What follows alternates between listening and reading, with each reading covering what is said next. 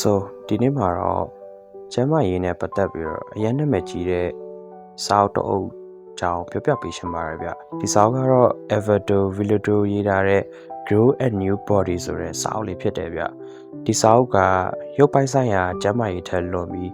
စိတ်ပိုင်းဆိုင်ရာဝိညာဉ်နဲ့ခန္ဓာကိုယ်စနစ်ကြီးတစ်ခုလုံးပြန်လည်နှူးပြိုထွန်းကားဖို့အတွက်ရေးထားတဲ့စာအုပ်ကောင်းတစ်အုပ်ဖြစ်တယ်ဗျဆိုတော့စလိုက်ကြရအောင်နံပါတ်1ကိုတွင်းကင်ဆာဆဲများကိုတက်ရှင်ဒေါက်တာဗီလိုဒိုရဲ့အဆိုအရဆိုရင်ကျွန်တော်တို့ရဲ့ခန္ဓာကိုယ်ဟာနေ့စဉ်ကင်ဆာဆဲအသစ်တွေမွေးဖွားနေပေမဲ့ကျန်းမာတဲ့ကိုယ်ခံအားစနစ်ကဒီဆဲတွေကိုဖျက်ဆီးနိုင်စွမ်းရှိတယ်လို့ဆိုရတယ်ဗျဒီစွမ်းရည်ကိုမြင့်တင်ဖို့ကတော့ကျွန်တော်တို့လက်ထဲမှာပဲရှိရဗျနံပါတ်2အာဟာရတဲ့ရှုတက်ခြင်းကင်ဆာဆဲတွေကိုတတ်နိုင်တဲ့ဤတစ်မျိုးကတော့သူတို့ရဲ့အဓိကအစဖြစ်တဲ့တကြားတဲ့ကိုဖျက်တောက်လိုက်တာပါပဲဗျ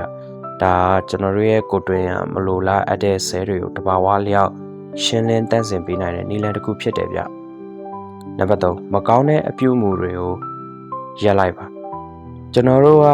စိတ်ဖြည့်ဆည်းမှုတွေဒေါသတွေကြောက်ရွံ့မှုတွေနဲ့အစိတ်တောက်ဖြစ်စေတဲ့အစားအစာတွေကိုနေ့စဉ်ကျွေးမွေးနေမိတယ်ဆိုရင်ခန္ဓာကိုယ်ထဲမှာယောဂတွေကပိုပြီးတော့ကြီးထွားလာမှာဖြစ်တယ်ဗျဒီပြုမှုတွေကိုရပ်တန့်ဖို့ဆုံးဖြတ်လိုက်တာနဲ့ကုသမှုခံယူဖို့ပထမဆုံးစတင်လိုက်တာပဲဖြစ်ပါတယ်ဗျ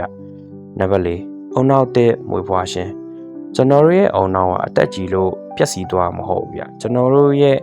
မာယွင်းစွာနဲ့အသုံးပြုနေမိလို့တာအုံနောက်ကပျက်စီးသွားရတာဗျမှန်ကန်တဲ့နီလန်းနေနဲ့ပြုစုပြိုထောင်မယ်ဆိုရင်အုံနောက်ဆဲအတွေ့တွေမွေးဖွားပြီးတော့အုံနောက်တစ်ခုကြီးထွားလာနိုင်ပါတယ်ဗျနံပါတ်5စွမ်းအင်ကူထုံဒေါက်တာဗီလိုဒိုကယောဂဖြစ်မှာကုသမှုခံယူတာတဲ့စွမ်းအင်ကူထုံနည်းတွေနဲ့ကြိုတင်ကာကွယ်ခြင်းကပိုပြီးထိရောက်မှုရှိရလို့ဆိုထားတယ်ဗျခန္ဓာကိုယ်ရဲ့စွမ်းအင်စက်ကွင်းကိုတန့်ရှင်းအောင်ထားမယ်ဆိုရင်ယောဂဆိုတာဖြစ်လာနိုင်ခြေနေပါတော့မှာဖြစ်ပါတယ်ဗျဆိုတော့ဒီ Grow a New Body စာအုပ်ကကျွန်တော်တို့ရဲ့ခန္ဓာကိုယ်ပြန်လဲပြုပြင်ဖို့တိတ်ပံနည်းကြတွေ့ရှိချက်တွေနဲ့ရှေးရိုးဉာဏ်ပညာတွေကိုပေါင်းစပ်ထားတဲ့စာအုပ်ကောင်းတစ်အုပ်ဖြစ်တယ်ဗျဒီစာအုပ်ကကျွန်တော်တို့ကိုတခုတင်ပေးရတယ်ဗျအဲ့ဒါပါလဲဆိုတော့မင်းရဲ့ခန္ဓာကိုယ်ကမင်းရဲ့စိတ်ခမ်းမှာဆိုတဲ့အချက်ပဲဖြစ်ပါတယ်ဗျ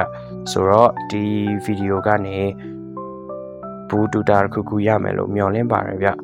အားလုံးကျန်းမာကြပါစေဗျကျွန်တော်တို့နောက်ဗီဒီယိုမှာလည်းဒီလိုအကြောင်းအရာကောင်းတွေနဲ့ပြန်လည်ဆုံတွေ့ကြပါပေါ့အားလုံးကျေးဇူးများတင်ပါတယ်ဗျကျွန်တော်ကတော့